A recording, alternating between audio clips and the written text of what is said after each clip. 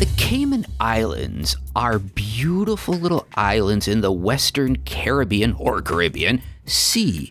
They have beautiful beaches and nice clear water. But when most people in financial markets think about the Cayman Islands, they don't think about the beaches. No, they think about the Cayman Islands as a place to be able to hide their money. Now, you might think, well, the Cayman Islands, that's almost over 1,600 miles away from Chicago. What does that have to do with places like the state of Illinois? Well, in fact, there is a pretty direct link between what happens in the Cayman Islands and the state of Illinois. To see why, think first off about taxes, and think about taxes on things like private equity transactions. When there is a capital gain in a private equity transaction, that's going to be subject to the U.S. capital gains tax.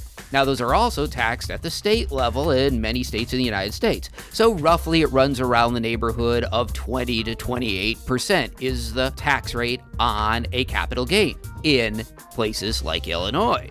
But not in the Cayman Islands. In the Cayman Islands, the tax rate on a capital gains for a private equity transaction, zero, zip, nada, zilch, goose egg. So what happens is there can be a huge incentive to put private equity transactions in the Cayman Islands. On top of that, there's almost no regulation of those transactions. So it becomes very, very difficult for taxing authorities like the IRS to be able to figure out, well, just how much capital gains are being generated by those private equity transactions in the Cayman Islands. So not only is there an avoidance of taxes, which becomes almost impossible to prove, but then think about who gets left paying the taxes. The way public finance economists think about this is they say, well, think about there are two groups that are going to pay taxes. You can either tax capital, so you can tax stocks, bonds, private equity transactions, or you can tax labor. You can tax individuals, families, real estate, things that really can't move. Well, if capital is now flowing to the Cayman Islands for private equity transactions, that means you can't really tax capital. So what do you have left to tax but labor?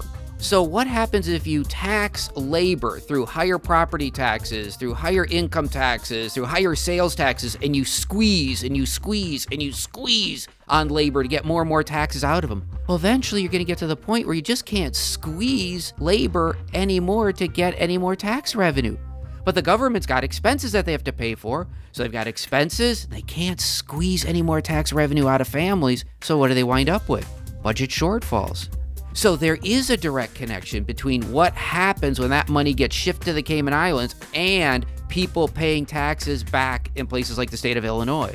On top of that, think about the larger impact of those funds being in the Cayman Islands and not being able to be invested and put to use in places like Illinois. Imagine you have some young, bright, eager person in a place like Winnetka or Rockford who wants to start their own business. They want to start their own business. They want to employ people. They're going to help create jobs. But in order to do that, they need capital.